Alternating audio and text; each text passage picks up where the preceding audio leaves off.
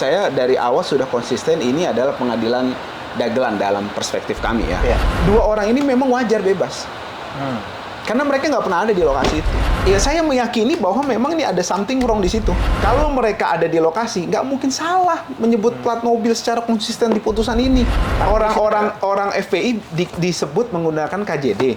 Padahal KJD itulah yang ngejar-ngejar mereka. Yang ngutin mereka sejak dari Sentul itu ada gitu. Dua mobil yang tadi saya sebut terakhir itu tidak pernah ada di voice note, kemudian di CCTV jalan tol, di CCTV Sentul, nggak pernah ada toto muncul di putusan mereka ngejar-ngejar. Kita akan terus, bahkan ada beberapa pihak yang sudah menawarkan untuk membuat rekonstruksi film.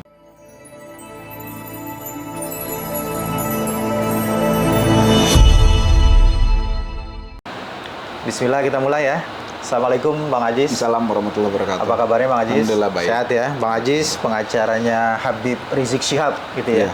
Ini kita ada mendapatkan info yang sangat penting nih di Halo Pengacara terkait dengan ada kemarin kalau tidak salah ya, ada pembahasan terkait dengan kasus KM50. Betul ya? Ini sepertinya ya, termasuk saya menilai ya, ini kasus yang sudah diputus oleh pengadilan Pengadilan Negeri ya Jakarta Selatan, tapi kemudian muncul lagi ke publik dan menyampaikan fakta tanda kutip yang tidak pernah terungkap gitu ya, fakta belum pernah terungkap gitu ya.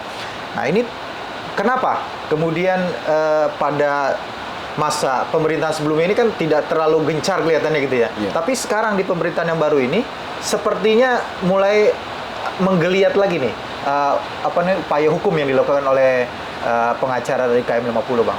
Apa yang mendasari? Ya, yang pertama nggak betul sepenuhnya kalau misalnya memang kita baru kali ini mengungkap secara gamblang. Sebenarnya dari dulu kita selalu mengungkap, akan tetapi memang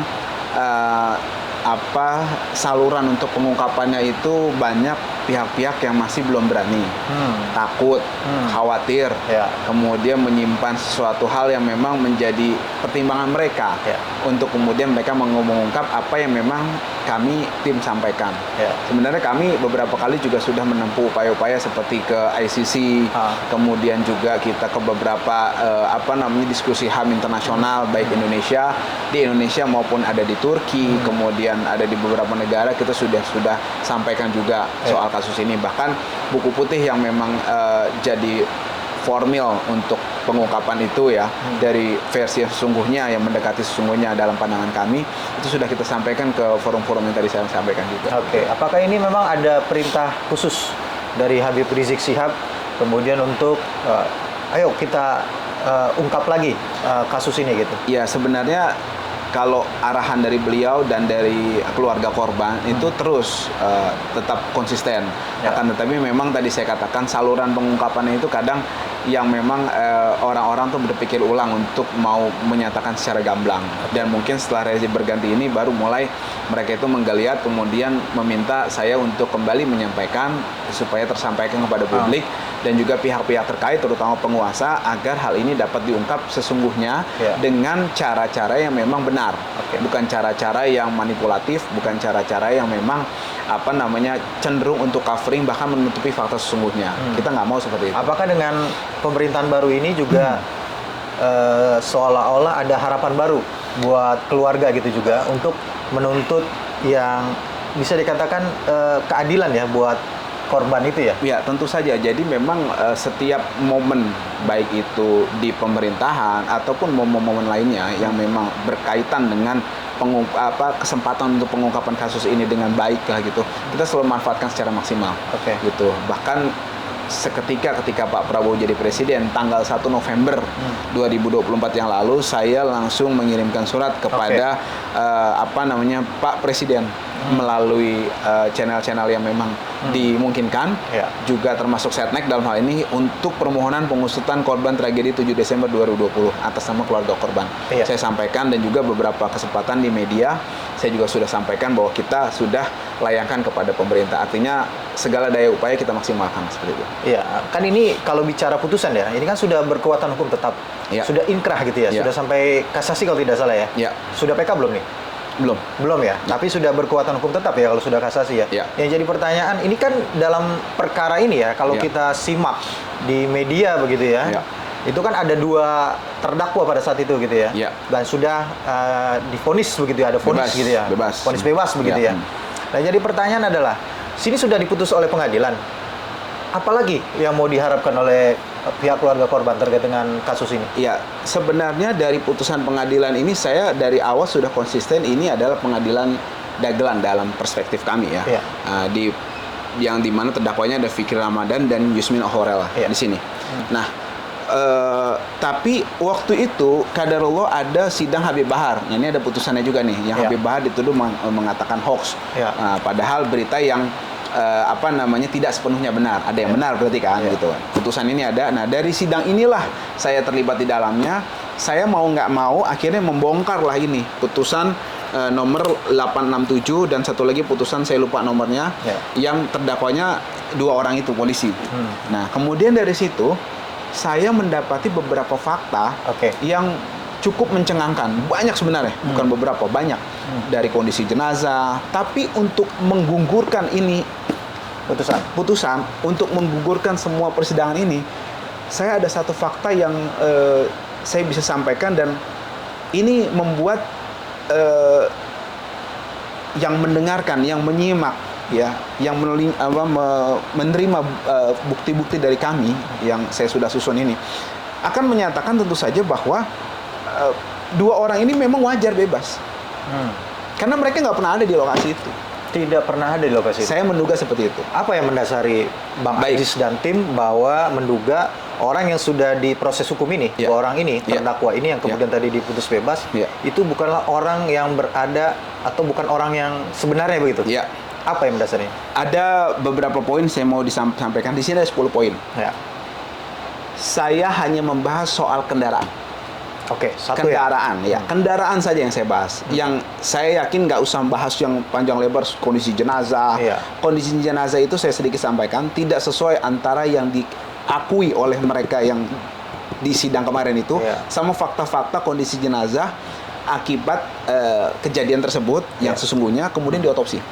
Nah, tapi itu terlalu kompleks dan terlalu menurut saya agak susah dipahami, khawatir gitu kan, dan nggak simpel.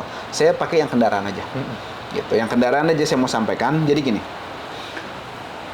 semua saksi dari sidang ini, saya membagi 2. Saksi dari pihak kepolisian, yaitu semua anggota polisi di sini, ada 1, 2, 3, 4, 5, 6. Ada 6 anggota polisi: Faisal Hasbi Alaiya, M. Yusmin Ohorela, Fikri Ramadan, Tony Sohendar, Adis Ismanto, dan Guntur Pamungkas. Saksi yang dari pihak kepolisian yang beberapa kali mengungkap dijadikan keterangan di sini. Ya. Kemudian saksi di rest area. Tapi mereka memberi kesaksian, tidak ada bukti pendukung. CCTV nggak ada. Oke, jadi hanya kesaksian sepihak dari mereka. Nah, saya membagi 2. Saksi dari pihak kepolisian saya sampaikan tadi. Yang kedua adalah saksi dari pihak FPI, rombongan Habib Rizik, ya. Kemudian 2 mobil, ya kan mobil ada 2 nih yang jadi dikejar sama penguntit nih. Nah, saya bilang penguntit ya, saya mau jadikan faktanya. 1 spin yang jadi naas, yang jadi syahid semua 6 orang. 1 lagi Avanza. Oke. Avanza ini tentu saja saya jadikan keterangan mereka sebagai satu saksi yang ada di saat kejadian kan. Jadi ada rombongan Habib, ada saksi yang Avanza selamat tadi. Kemudian ada bukti pendukung. Apa itu? CCTV jalan tol. Ada. Di sidang ini CCTV jalan tol disita. Oh, ada ya CCTV. Ada. Kemudian yang tidak ada itu? Iya, kemudian sebentar, yang nggak ada itu rest area 50-nya. Oke, baik. Kemudian ada laporan penyelidikan Komnas HAM. Di sini CCTV diambil juga. Oke. Oh, berarti dalam laporan Komnas HAM dan juga putusan pengadilan ada bukti CCTV jalan tol dan Sentul, Denetur. Oh, Sentul. Rumahnya Habib. Oh, berarti ada 2 ya? Rumah tinggal Habib waktu yang itu. tidak ada tadi yang Abang sebutkan yang di rest area Banyak itu. yang nggak ada, kayak 50, kemudian sekitar Karawang Barat itu nggak diambil. Gitu. Baik. Saya hanya bicara yang ada aja. Yang ada CCTV jalan tol, CCTV daerah Sentul. Oke, Denetur, perumahan di mana Habib Rizik waktu itu beranjak sebelum kasus KN50. Nah, kemudian ada satu lagi yang menarik adalah voice note terkini anggota FPI. Itu juga ada. Yang di sini. pada saat itu Saling ngejar sempat media. ini ya, Iya. sempat viral juga Iya, di media. sosial. Nah, jadi saya ulang sekali lagi. Keterangan pihak kepolisian dan rest area dan orang-orang yang di rest 1, keterangan pihak kepolisian. Ya, saya karena orang-orang yang memberi keterangan dari rest area itu semua dalam pengendalian kepolisian. Gitu. Artinya keobjektifan itu saja kita pertanyakan. Kemudian saksi dari Habib Rizik, rombongan dan juga FPI yang selamat. Kemudian ada CCTV. Saya langsung jadi satu aja, CCTV jalan tol dan CCTV Sentul saya bilang CCTV. Oh, kalau yang voice note masuknya di Satu lagi voice note. Oh, berarti 4 ya. Jadi ada kesaksian 2, kemudian CCTV, ada voice note 4. Nah, dari 4 ini ada kesimpulan bahwa ketika keluar dari tol Kerawang Timur, itu cuma ada 5 mobil. Ini sepakat semua. Semua yang tadi saya bilang 4 tadi, keterangan polisi, keterangan Habib Rizik, termasuk FPI ya, CCTV, dan juga Sentul nih, sama voice note, ini semuanya sama. Yang selamat, yang di situ ada 5 mobil. Nah, irisannya sama nih. Semua sepakat bahwa kejar-kejaran itu melibatkan 5 mobil. 2 mobil anggota FPI, 3 mobil penguntit. 5 berarti ya? Jadi 5, oke? Nah, perbedaannya kita mulai dari identitas mobil. Kalau identitas mobil korban udah sepakat, Chevrolet Spin. Udah sepakat, itu udah bisa kita bahas. Semuanya satu seragam. Tentu saja seragam. Nah, yang jadi problem adalah mobil anggota FPI yang menyertai Spin tadi. Itu adalah mobil Toyota Avanza. Semuanya sepakat. Nah, tapi Avanza warna silver. Tapi plat nomor kendaraannya itu yang jadi masalah. Pihak kepolisian, ya, saksi kepolisian memberi keterangan bahwa ya mobil FPI adalah B1278 KJD. Secara konsisten disebut di sini. Itu adalah mobil anggota FPI yang kabur. Nah, bahasa mereka melarikan diri. Berarti dalam putusan ini ya? Dalam keterangan di pengadilan ya? Nah, tapi yang menarik, keterangan pihak Habib Rizik dan orang-orang yang mengendarai itu, mereka mengendarai mobil mereka sendiri, gitu kan? Mereka nggak mungkin keliru, salah gitu kan? Kemudian voice note anggota FPI, kemudian CCTV, jalan tol, Sentul tadi saya bilang, semuanya sepakat seragam faktual bahwa kendaraan mobil FPI yang menyertai Chevrolet Spin B2152 TBM adalah Avanza warna silver. Sama, tapi platnya adalah B90ULY. Kita punya buktinya.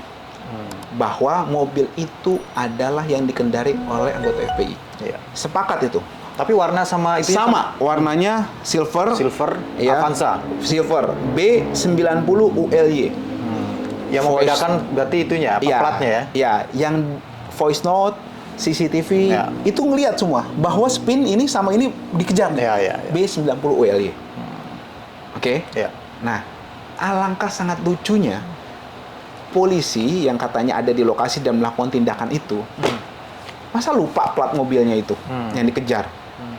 Gitu loh maksud saya. Ini menurut saya hal yang seragam mereka. Yang polisi yang di sini mengatakan itu semua KJD semua kan? Tapi faktanya ULY. Fakta yang disampaikan oleh rombongan Habib yang mengendarai itu pun juga bilang semua, ini mobil saya B90ULY. CCTV pun ada. Dikejar-kejar mereka itu ULY. Apakah mungkin saksi ini juga orang yang bukan ada di lokasi itu? Ya, saya meyakini bahwa memang ini ada something wrong di situ.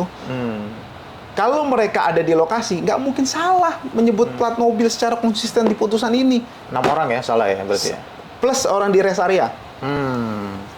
Tapi di CCTV itu jelas semuanya, TBM, Spin, sama ULY. Yang dikejar-kejar itu mereka. Nah, yang menarik, yang dituduh sama polisi KJD tadi, menurut CCTV Sentul, CCTV jalan tol, menurut rombongan Habib, menurut anggota FPI yang ada di lokasi Romo Sentul, yang menguntit dari Sentul, itu ada 3 mobil. Apa aja bang? PWQ, PWQ, Avanza Silver hitam, K bukan B, depannya K, belakangnya EL. Iya. Namanya platnya itu sebentar. K9143EL. Iya. B2 Avanza hitam B1738 PWK dan Avanza Silver B1278 KJD. Jadi di CCTV Sentul, di CCTV jalan tol, keterangan anggota FPI, keterangan rombongan Habib Rizik, bahwa yang nguber-nguber mereka dari Sentul itu adalah PWK, KJD, sama K, ya tadi yang saya bilang K, KJD. enggak, K, bukan K, depannya K, K belakangnya EL, K9143EL. Nah, lucu gitu loh. Orang FPI disebut menggunakan KJD. Padahal KJD itulah yang ngejar-ngejar mereka. Yang nguntit. Yang nguntit mereka. Sejak dari Sentul tadi. Sejak dari Sentul. Itu ada gitu kan. Nah, yang lebih aneh bin ajaib, di putusan ini, polisi mengaku menggunakan 3 mobil. Oke.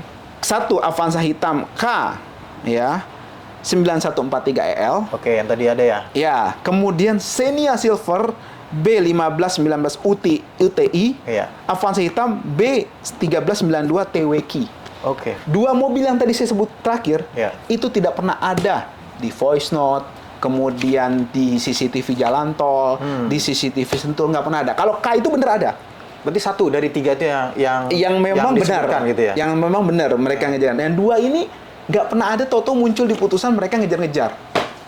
Itu yang tadi PWK 1 dan sama KJD. Kenapa tidak dalam putusan yang tidak dimasukkan? KJD dimasukkan tapi dibilang itu adalah mobil anggota FPI. Oh, justru dianggap sebagai yang di gitu ya? Iya, justru itu yang diuber sama mereka. Kan lucu. Padahal keterangan mereka bertentangan dengan CCTV jalan tol, CCTV Sentul, keterangan rombongan Habib, sama orang yang nyupir mobil itu. Yang ngejar saya itu 3 itu. K itu benar yang ngejar. KJD ngejar saya, kata mereka.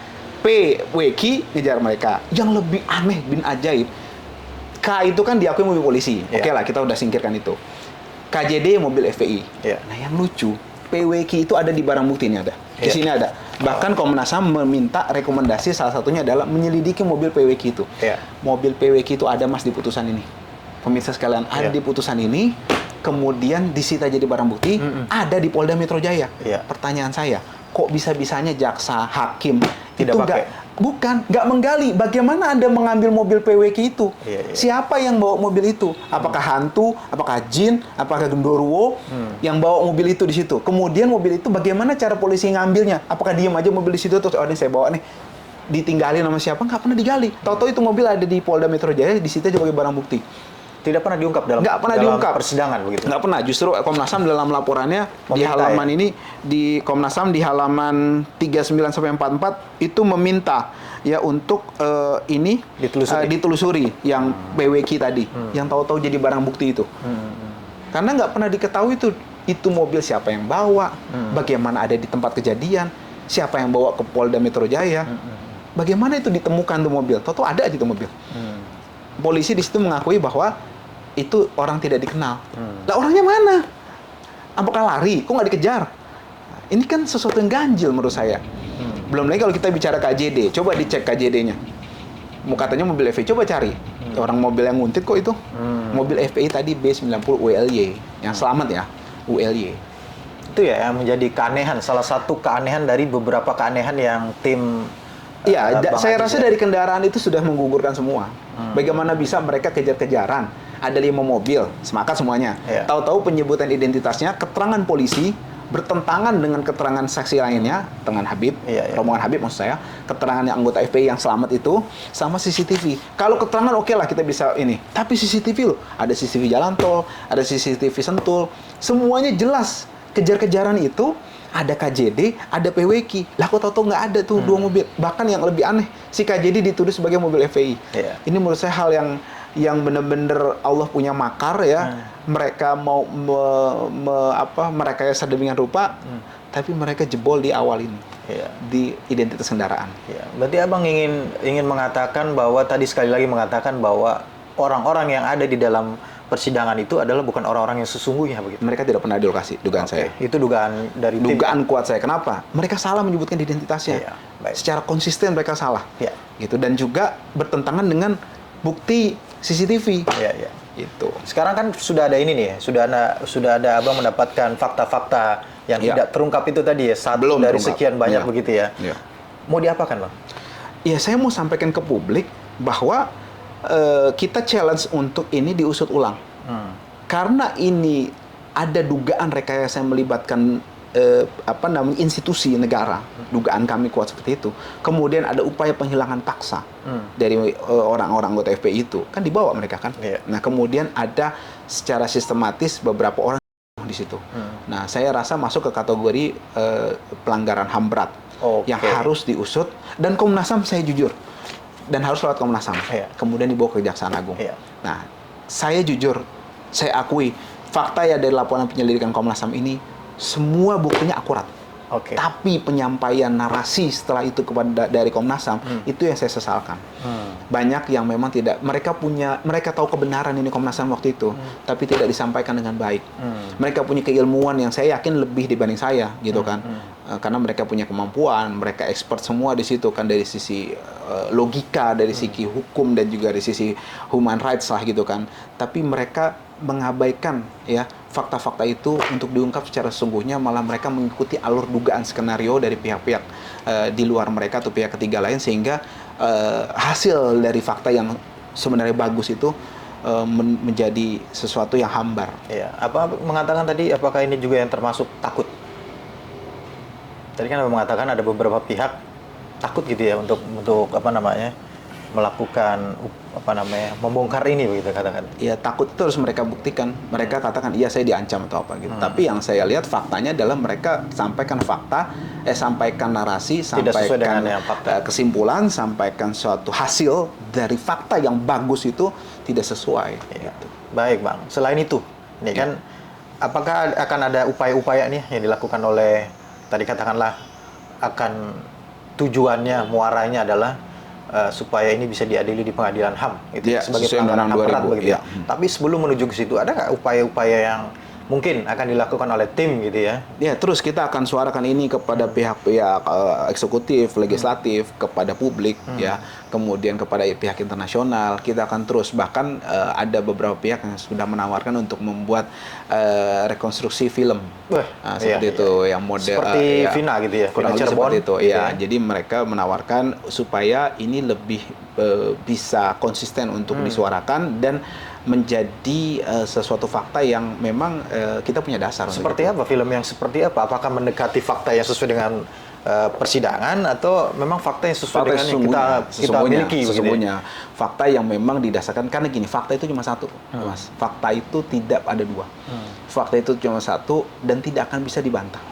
Saya bisa mempertahankan argumen saya ini karena memang saksi, bukti CCTV yang saya lihat di sini, saya nggak punya CCTV, cuma CCTV itu terungkap di sini dan jadi satu dokumen legal formil. Artinya kalau mau berubah akan sulit merubah ini gitu kan, karena sesuatu yang sudah masuk ke dalam suatu dokumen dan ini memang kebenaran. Saya bicara bukti ya, bukan argumen mereka. Tapi bukti-bukti dari CCTV yang mengatakan ini kendaraannya, ini ada terpantau apa segala macam, ini semuanya ada di sini. Gitu. Selain film, apakah akan ada semacam pertemuan yang akan mengeksaminasi putusan, kemudian mengumpulkan fakta-fakta itu menjadi sebuah dokumen begitu? Apakah itu juga akan dilakukan? Iya, tentu saja. Tentu saja, insya Allah ya. Jadi apa harapan dari tim Bang Ajis sebagai tim kuasa hukum dari korban ya, keluarga korban KM50? Kita menyebutnya korban ya Bang ya, KM50. Juga menyebutnya dengan 6 laskar yang syahid begitu ya? 6 pengawal. Pengawal Habib Rizik yang syahid. Harapannya tim dan juga harapannya Habib Rizik terhadap perkara ini. Tadi selain daripada ini ya, di luar daripada tadi kita katakan sebagai ini akan diadili di Pengadilan HAM Internasional, Pengadilan HAM Indonesia gitu. Berat. Ya, jadi gini Mas, nyawa ke-6 pengawal Habib ini sudah tidak mungkin kembali lagi. Kita menyadari itu dan kita sudah menerima itu. Keluarga korban pun insya Allah, menurut informasi yang saya tahu, hampir semua sudah menerima itu. Akan tetapi, kita butuh kebenaran. Apa sesungguhnya yang terjadi, monggo silahkan. Rezim telah berganti, dan tapi ingat akhirat itu sesuatu yang pasti. Ya, pertanggungjawaban itu sesuatu yang pasti. Kemudian hutang itu sesuatu yang pasti yang akan ditagih.